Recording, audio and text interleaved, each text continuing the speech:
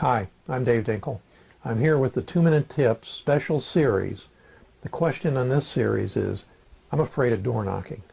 And I have to say, so am I. I hated door knocking.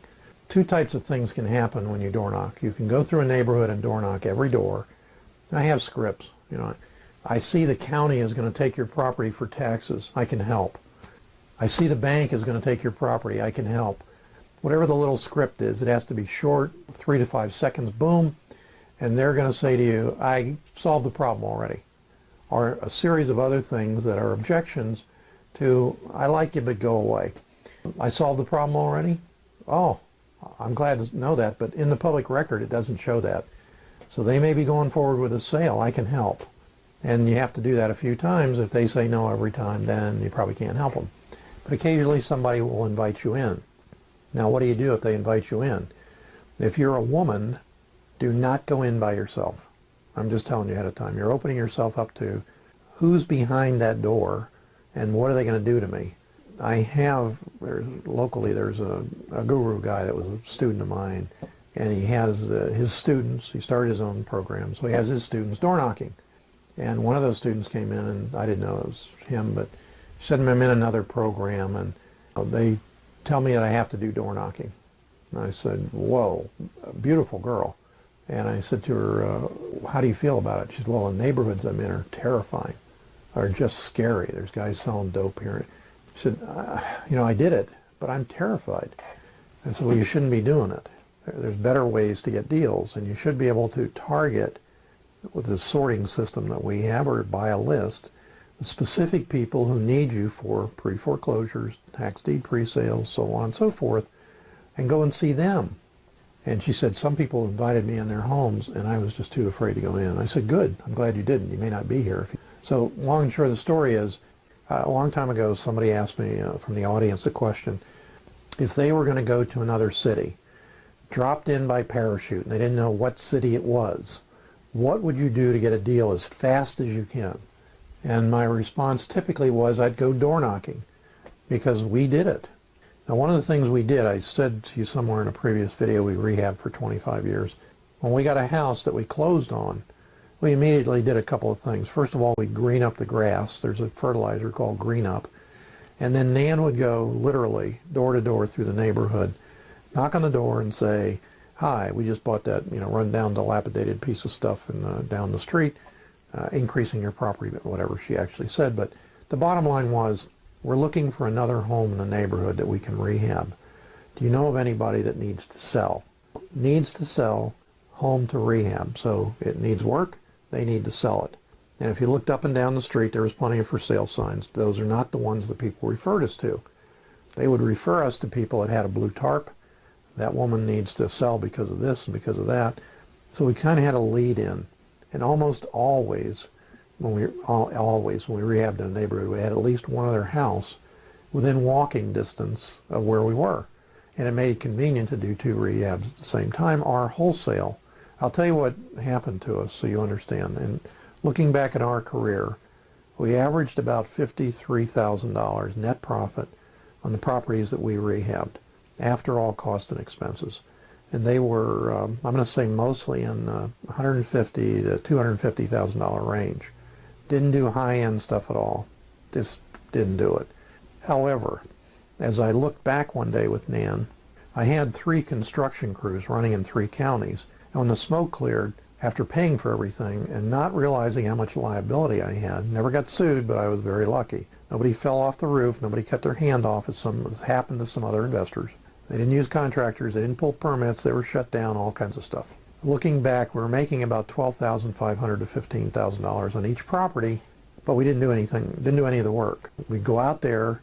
Nan would check on the crews. They were supposed to be there Tuesday, Wednesday, Thursday. She'd go out and find out they didn't show up Tuesday.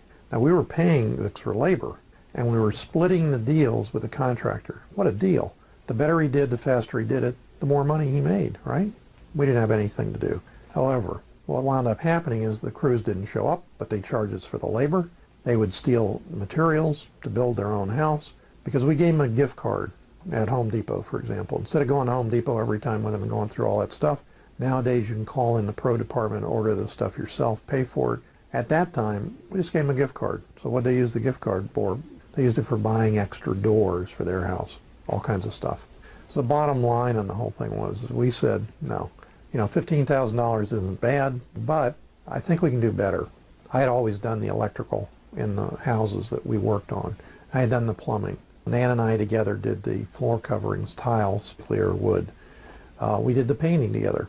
Talk about putting in kitchen cabinets, for example. That's a weekend job.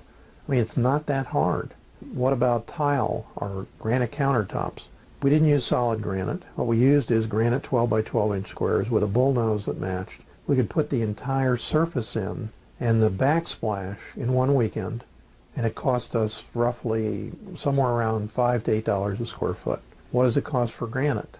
$30 to $55 a square foot, and you have to wait a couple of weeks. We could literally turn around a house from bare bones, so to speak, in 2 to 3 weeks, sometimes 4.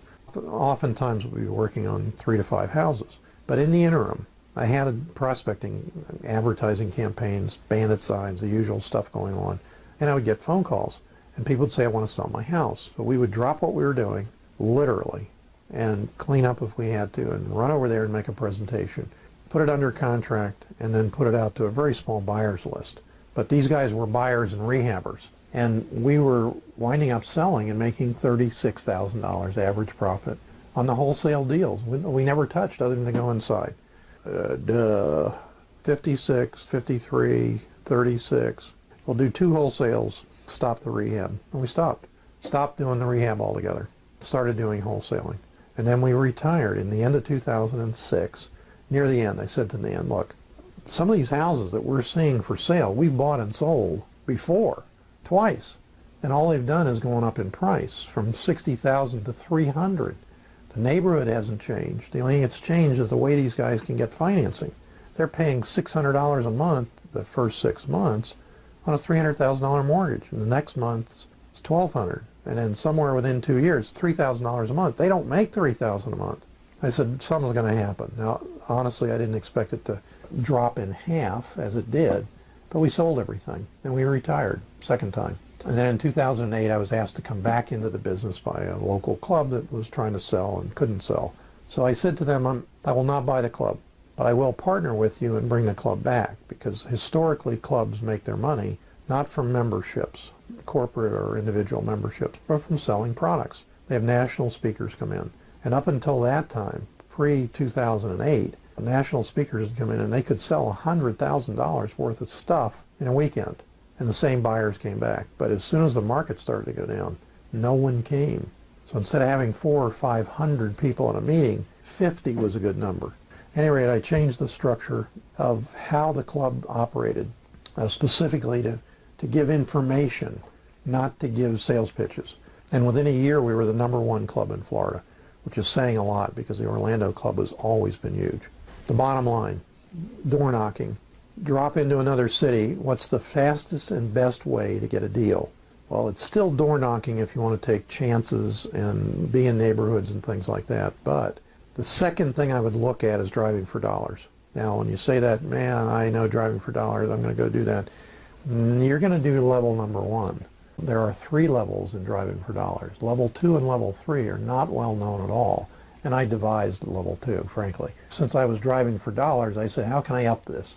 How can I get 3 to 5 times as many prospects and close sales as the other people are driving around? I'll tell you how this came up. We were in Georgia at my daughter's house, and I said to Nan, let's go driving for dollars at Lake Lanier. Interesting large lake in Georgia. I won't get into the story with it, but we will go up to Lake Lanier on a weekend. We started driving for dollars. And the lakefront road goes all the way around. And as we start into driving for dollars, there's a car behind us we recognize, and it keeps following us. And pretty soon there's 2 cars behind us. And before we were done driving the one perimeter of the lake, part of it, there was 5 or 6 cars. It looked like a truck train going on here, CB, man, they're all investors driving for dollars around this, doing the same thing we were. So I said to Nan, that's okay, but I think I need to take this to another level. What I wound up doing was devising a level 2 where I stepped it up, and then a level 3 where I automated the process. If you're going to door knock, be very careful. Know what you're going to the door for before you go. Do not take no for an answer. The worst they can do is shut the door on you. but you're there to solve a problem. That's how you're going to make money. Because someone says no to you in a sales situation doesn't mean no. It means you haven't done your job. You haven't answered the questions they have. I said to you in another video that the worst thing that someone could say to you in a sales conversation, a belly-to-belly presentation to a homeowner, for example, is, let me think about it. There's an answer to that. There's a very simple answer to that. Now, if you say to me, Dave, if I push them, I won't get the deal. You're not going to get the deal. They've said to you no in a polite manner. When you're door knocking, the polite manner is they just shut the door. So you get them into a situation where I'm here to help you. It's not that I'm here to take your money or take your house. How can I help you? Tell me about your situation. Let me give you a solution. They may not have a solution, but at least you know what's going on. That's my 2-minute tip. We're going on to the next one.